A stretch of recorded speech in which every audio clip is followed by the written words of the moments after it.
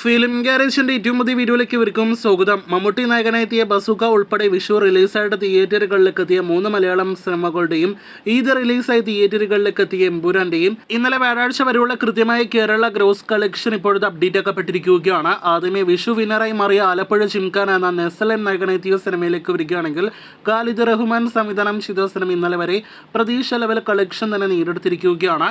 23 കോടിക്കടുത്താണ് 8 ദിവസത്തെ സിനിമയുടെ കേരള ഗ്രോസ് പ്രതീക്ഷിത. ഇപ്പോൾ 22,88,00,000 ഇന്നലെ വരെ കേരള ബോക്സ് ഓഫീസിൽ സിനിമ ഗ്രോസ് കളക്ഷനായിട്ട് നേടിയെടുത്തുവെന്ന് ഉറപ്പാക്കപ്പെട്ട് കഴിഞ്ഞിരിക്കുകയാണ്. ഇന്നത്തോടെ സിനിമ ഒരു പക്ഷേ 25 കോടി കളക്ഷൻ കടക്കാനുള്ള സാധ്യതയുണ്ട്. കാത്തിരിക്കൂ സിനിമയുടെ കൂടുതൽ കേരള കളക്ഷനായിട്ട്. രണ്ടാമതായിട്ട് ബേസലിന്റെ മരണമാസ് എന്ന സിനിമയിലേക്ക് വരികയാണെങ്കിൽ ചിത്രത്തിന്റെ ആകെ കേരള ഗ്രോസ് അങ്ങനെ 8 ദിവസങ്ങൾ കൊണ്ട് 8 കോടി പിന്നിട്ടിരിക്കുകയാണ്. 8,28,00,000 രൂപയാണ് ഇന്നലെ വരെ മരണമാസ് കേരള ബോക്സ് ഓഫീസിൽ ഗ്രോസ് കളക്ഷനായിട്ട് ഇപ്പോഴിതാ നേടിയെടുത്തിരിക്കുന്നത്. ഇനി മൂന്നാമത്തെ വിഷു റിലീസ് ചിത്രം മെഗാസ്റ്റാറിന്റെ മമ്മൂട്ടി ചേട്ടന്റെ ബസൂക്ക എന്ന സിനിമയിലേക്ക് വരികയാണെങ്കിൽ ചിത്രം ഇന്നലെ വരെ പ്രതീക്ഷിച്ച പോലെ 12 കോടി കേരള ഗ്രോസ് പിന്നിട്ടിരിക്കുകയാണ്. ആകെ 8 ദിവസത്തെ ബസൂക്കയുടെ കേരള ഗ്രോസ് 12 കോടിയാണ്. ഇന്നലെ സിനിമയ്ക്ക് 40 ലക്ഷത്തിൽ താഴെയായിരുന്നു കേരള ഗ്രോസ് പ്രതീക്ഷിത. ഇപ്പോഴത്തെ 38 ലക്ഷമാണ് ഇന്നലത്തെ സിനിമയുടെ കേരള ഗ്രോസ് എന്ന് ഉറപ്പിക്കപ്പെട്ടിരിക്കുന്നു.